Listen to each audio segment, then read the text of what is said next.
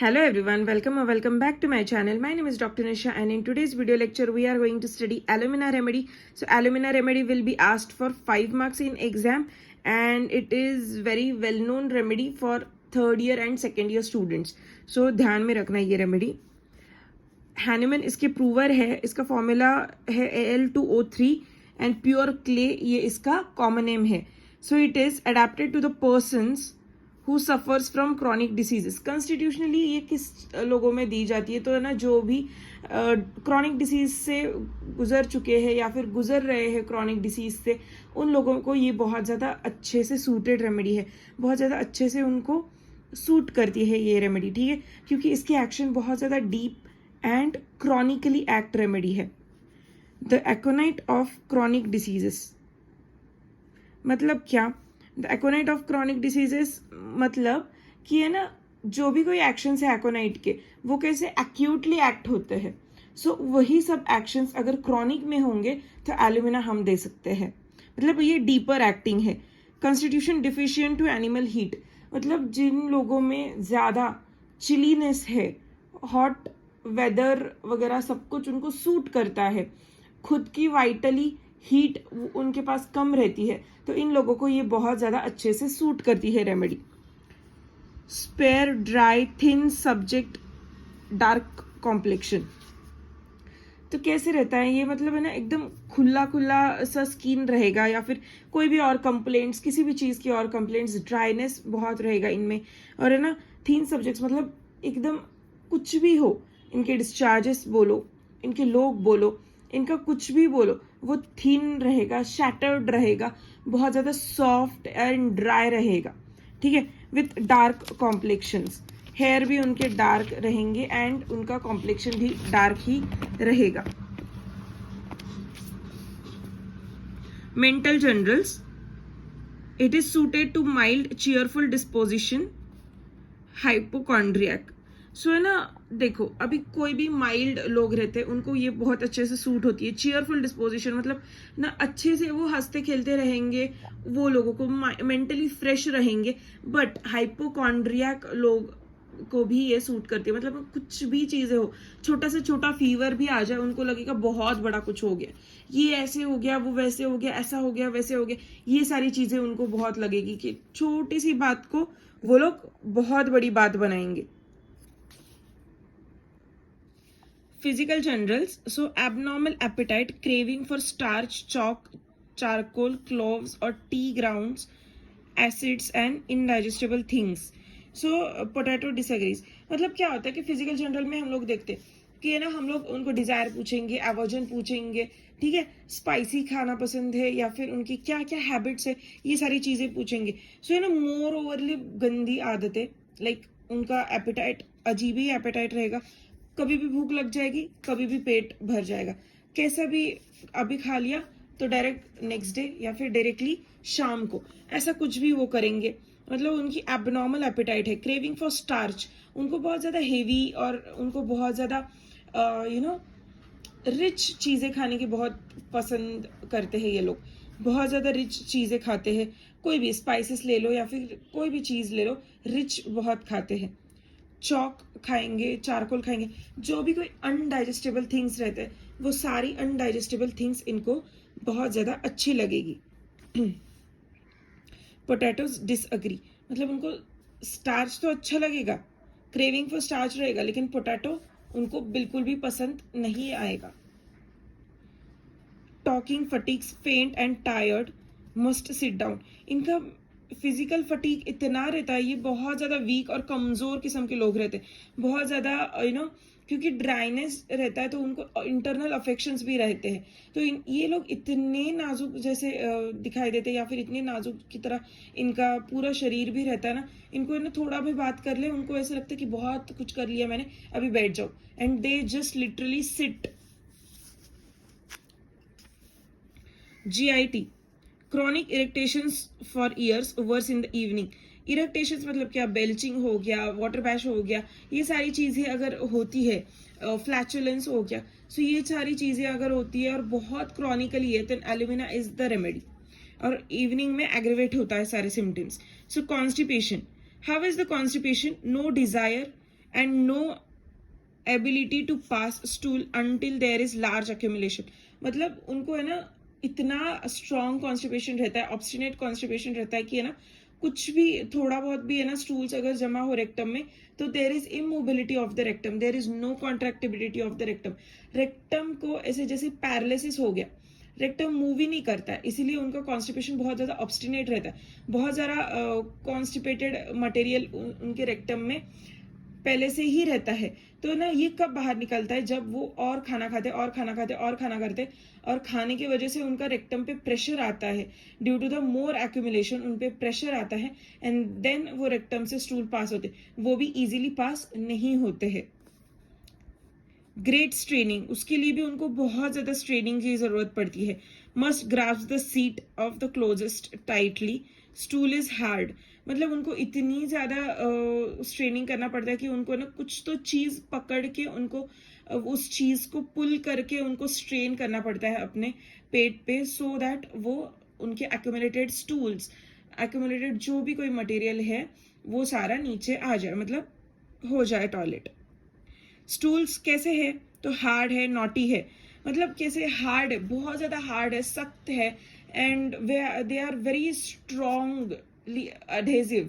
मतलब वो रेक्टम को ही चिपके हुए जैसे लगते हैं स्टूल्स, और बहुत ऐसे हार्ड है कि वो पास ही नहीं होते, क्योंकि रेक्टम की मोबिलिटी ही नहीं है तो वो स्टूल पास ही नहीं होते. ऊपर से वो हार्ड भी है तो वो पास होने में बहुत ज्यादा तकलीफ होती है. नॉटी मतलब एक बड़े बड़े स्टूल्स रहेंगे, बड़े साइज के स्टूल्स रहेंगे और टुकड़ों टुकड़ों में रहेंगे, लाइक लॉरेल बेरीज, मतलब जामुन की तरह उनका शेप रहता है. कवर्ड विथ म्यूकस और soft clay adhesive to the part. मतलब वो लोग है ना म्यूकस के ऊपर, उसके ऊपर म्यूकस का लेयर रहता है एंड वो सॉफ्ट रहते हैं, लेकिन रेक्टम का मोबिलिटी ही नहीं रहता, इसकी वजह से वो बाहर ही नहीं आ पाते. Constipation of nursing child. Nursing child मतलब क्या, जो दूध पीता बच्चा है उनमें कॉन्स्टिपेशन बहुत इजीली हो जाता है, जस्ट बिकॉज कि उनको है ना उनकी मम्मी ने अगर कुछ भी हार्ड चीज खा ले, कुछ भी सॉलिड फूड खा लिया, तो है ना ऐसे बोला जाता है कि सॉलिड फूड खाने से सॉलिड स्टूल्स बनते हैं, लेकिन ऐसा कुछ नहीं होता. कैसे होता है ना कि बच्चा थोड़ा भी है ना मोबिलिटी कम करता है या फिर सिर्फ सोते रहता है, सिर्फ सोते रहता है, सिर्फ सोते रहता है, उसके गैसेस एक्यूमुलेट होते रहते हैं, अच्छे से बर्पिंग नहीं हो पाती तो गैसेस एक्यूमुलेट हो जाते हैं, उसकी वजह से कॉन्स्टिपेशन होता है. फिर वो उनको है ना बच्चों को टमी टाइम मतलब पेट के ऊपर नहीं सुलाते, इसकी उसकी उनके रेक्टम की मोबिलिटी नहीं होती है, पेट में ब्लड सर्कुलेशन कम हो जाता है, तो इसकी वजह से कॉन्स्टिपेशन होता है. बार बार दूध ही पीते हैं बच्चे, तो उसकी वजह से भी कॉन्स्टिपेशन होता है. सो एंड किस किस और चीज की वजह से कॉन्स्टिपेशन होता है, तो आर्टिफिशियल फूड, बॉटल फीड, मतलब जो फॉर्मूला मिल्क है उसकी वजह से कॉन्स्टिपेशन होगा. बॉटल की वजह से क्या होता है कि गैसेस अंदर जाते हैं साइड कॉर्नर से ना. निपल को कैसे बच्चा है ना जब भी निपल को मुंह लगाता है तब ना एवरीवेयर से निपल उनके मुंह को कवर करती है बच्चों के, लेकिन अगर वो बॉटल फीड लेता होगा तो है ना सिर्फ और सिर्फ निपल अंदर जाएगा मुंह में, और है ना बॉटल फीड के उसमें गैप रहता है, लिप्स, दोनों लिप्स के साइड में गैप रहता है, इसीलिए वो ठीक से पी नहीं पाते हैं दूध, और पी भी लेते हैं तो है ना उनके पेट में गैसेस तैयार हो जाते हैं. Constipation of old peoples and of pregnancies and from inactive rectum. So जैसे मैंने आपको बोला इनएक्टिव रेक्टम रहता है प्रेगनेंसी में भी, और ओल्ड लोगों में भी कॉन्स्टिपेशन की बहुत ज्यादा तकलीफ रहती है. Inactivity of rectum, even soft stools require straining. मतलब अगर स्टूल सॉफ्ट भी रहेंगे ना तो भी बहुत ज्यादा स्ट्रेन करना पड़ेगा. Diarrhoea when urinating, this is the remedy which where diarrhoea रहता है, जब भी यूरिन पास करने जाते हैं लोग तो डायरिया हो जाता है, this is one of the remedy. Has to strain stools in order to urinate. मतलब अगर यूरिन पास करनी है तो यूरिन का अर्ज होगी, लेकिन उनको है ना पहले तो स्टूल के लिए स्ट्रेन करना पड़ता है एंड देन उसके बाद यूरिन होती है. स्टूल का पैसेज क्लियर होने के बाद उनको यूरिन होती है. ऐसा उनका यूरिन एंड स्टूल का रिलेशन है. फीमेल रिप्रोडक्टिव सिस्टम, लुकोरिया रहता है. लुकोरिया कैसे रहेगा, तो acrid and profuse running down the hills. मतलब बहुत ज्यादा फ्लोई एंड वाटरी लुकोरिया रहता है कि इतना वो बहता है लुकोरिया, ऐसे लगता है उनको. Worse during day time and ameliorated by cold bath. After menses exhausted physically and mentally, scarcely able to speak, मतलब इनका मेंटल एक्सर्शन रहता है इनका, और फिजिकल एक्सर्शन भी रहता है। जैसे मैंने आपको यहाँ पे बोला कि है ना, वो लोग खुद बात भी करते हैं तो भी उनको फटीक लगता है, तो है ना, after leucorrhoea there is very much fatigue and very much exhaustion present. Respiratory system, all irritated things, so है ना, जैसे इरिटेटेड थिंग्स, सारी irritated things like salt, vinegar, ये सब कुछ उनके गले में अगर मतलब वो पी ले तो उनके गले में ना एक इरिटेशन सा क्रिएट होता है, और उसकी वजह से उनको कॉफिंग होती है। रिफ्लेक्सिव एक्शन उनकी होती है, like coughing is the reflexive action for that irritation. Nervous system, inability to walk except the open eye and at the day time, tottering and falling with the closed eye, मतलब वो है ना ऐसे हिलडुल के, जैसे दारू पी के लोग कैसे ऐसे हिलडुल के चलते हैं, नाइट टाइम में वो लोग है ना अंधेरे में नाइट टाइम में ऐसे हिलडुल के चलेंगे, उनको है ना चलना ही नहीं होगा अनलेस एंड अनटिल उनकी आंखें खुली है और डे टाइम में अगर वो देख पा रहे हो तो ही वो ठीक से चल पाते हैं, नहीं तो फिर उनको कुछ भी नहीं दिखाई देता और वो चल भी नहीं पाते हैं ठीक से।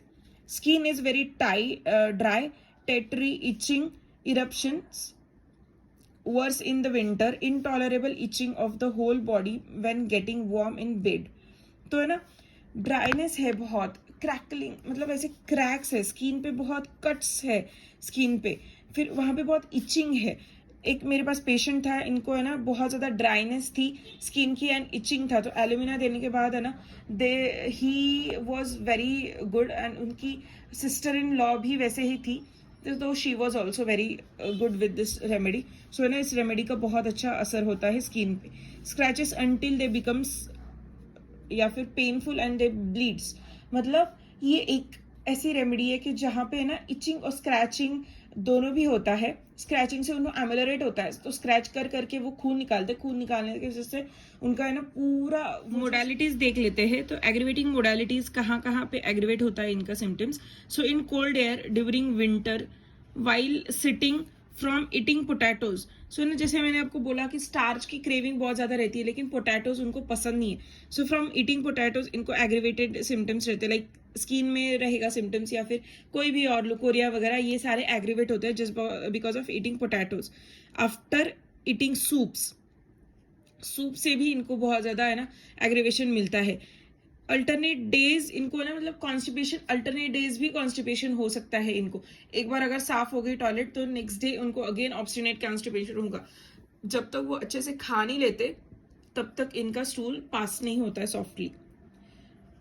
Eight new moon and full moon day, मतलब एवरी 15 डेज में भी इनको रिपीटेशन ऑफ सिम्टम्स रहते हैं, एग्रीवेटेशन ऑफ सिम्टम्स रहते हैं। So amelioration is in mild summer weather, warm drinks while eating, and in wet weather, मतलब माइल्ड समर मतलब ठंडी के सीजन में उनको बहुत ज्यादा एमुलरेशन रहता है। सो रिलेशनशिप कहाँ है, alumina is one of the chief antidotes for lead poisoning, chief antidote for lead poisoning, ये ध्यान में रखता है। Aluminium is a chief antidote in lead poisoning and in painters colic. Elements from lead, जो भी कोई एलिमेंट्स फ्रॉम लीड रहेंगे, bad effects from lead रहेंगे या फिर ill effects of lead poisoning रहेंगे, तो है ना alumina is one of the bestest remedy to act. It is complementary to Bryonia, follows well to Bryonia, Lachesis and sulphur. So है ना, lachesis और सल्फर में स्किन कंप्लेंट्स में ये बहुत अच्छे से एक्ट करेगी जब भी बर्निंग होगा। एलुमिना का काम खत्म हो गया and there is scratching and bleeding out of the eruption skin के, तो उसके बाद जब भी बर्निंग होगा you can definitely give sulphur, it will complete the action of alumina. ठीक है, so alumina is the chronic of Bryonia. तो जैसे मैंने आपको फर्स्ट लाइन में बताया, the aconite of chronic diseases, alumina is aconite of chronic diseases, वैसे ही alumina is chronic of bryonia. ठीक है, सो ये सारी चीजें आपको ध्यान में रखनी है। ये मैंने आपको एलन्स कीनोट से सिखाया है। I hope you like this lecture. If do then do consider subscribing to my channel and till then bye.